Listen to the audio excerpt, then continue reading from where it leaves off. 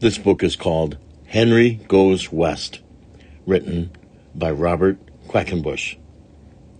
Illustrations also done by Robert Quackenbush. There's a whole series of Henry books and a lot of books done by Robert Quackenbush, most of them on the silly side. He has an easy-to-find website called rquackenbush.com, and there are many avenues you can go down to learn about his art, his background, his life, and the books that he's put out in the world for young learners.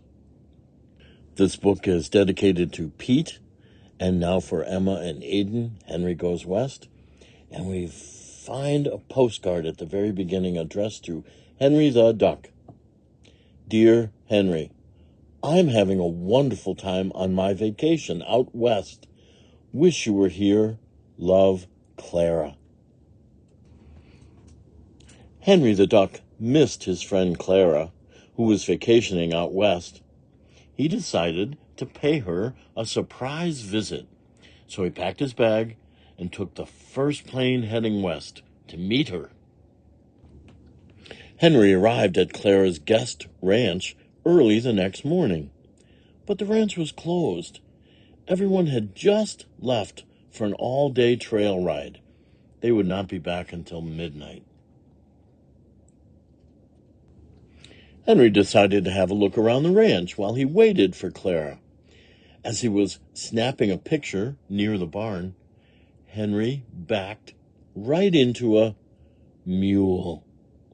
The surprised mule kicked Henry. Henry landed on the back of a horse. The horse was a bucking bronco.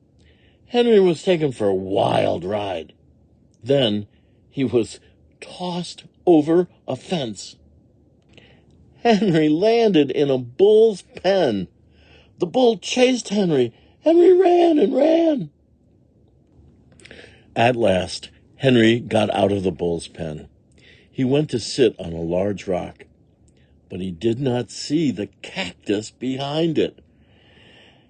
Henry sat down on the cactus.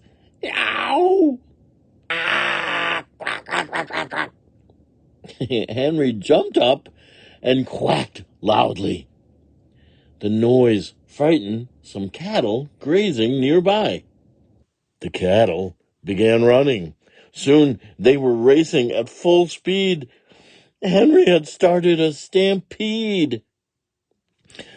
Henry escaped to the hills in the nick of time. He pulled the cactus stickers from his tail. Then he headed back to the ranch. On the way, Henry spotted an unusual rock.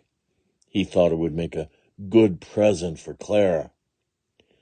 But as soon as he picked up the rock, he heard a loud rumbling from the mountaintop. Henry had started a landslide. He ran as fast as he could. Whoo! Henry got clear of the landslide. Then he went straight back to the ranch to wait for Clara. Henry waited and waited. It was turning cold in the desert. So Henry built a campfire. He stood close to the fire to warm his tail feathers. Too close. Suddenly, Henry's tail feathers began to sizzle. He made a beeline for the water and dove in. Henry was soaking wet and all worn out.